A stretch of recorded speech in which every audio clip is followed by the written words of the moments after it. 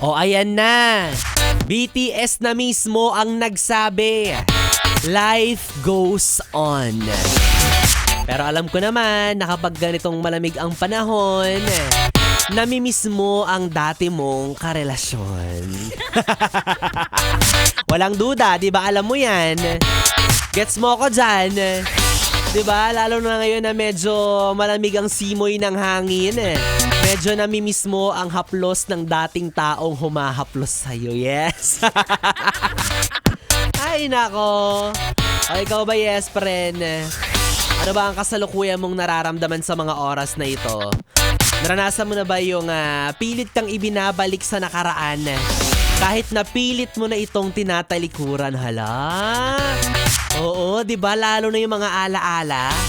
O especially kapag napunta ka sa mga lugar na dati niyong pinupuntahan. O hindi naman kaya kapag gagawin mo yung mga bagay na dati niyong ginagawa, hindi mo maiwasan na maalala siya bigla, di ba?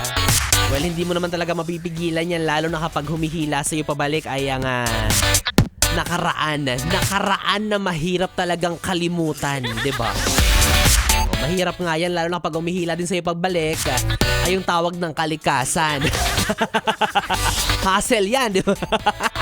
Yung aalis ka na lang, di ba?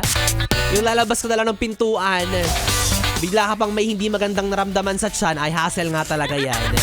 O hindi mo naman pwedeng isa walang bahala, di ba? Kasi kung saan ka abutan, mahirap naman. Yan yung mga bagay, no, na talaga nasasabi natin na, ay, ano ba naman yan? Ayoko na nga sanang balikan, kaso kailangan. Parang ito, yung araw na to, Lunes. Di ba? Napili tayong hinihila ng paulit-ulit sa araw ng Lunes na ayaw nga natin.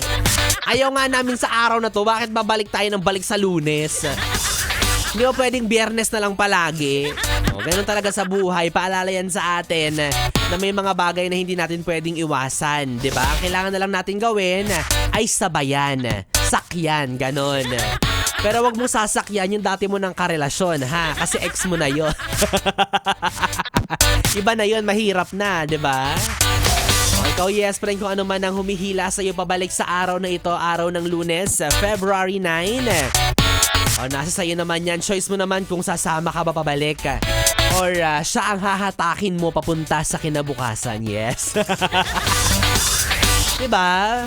It's either mag-a-adjust ka ulit na pumunta sa nakaraan or hatakin mo siya papunta sa hinaharap.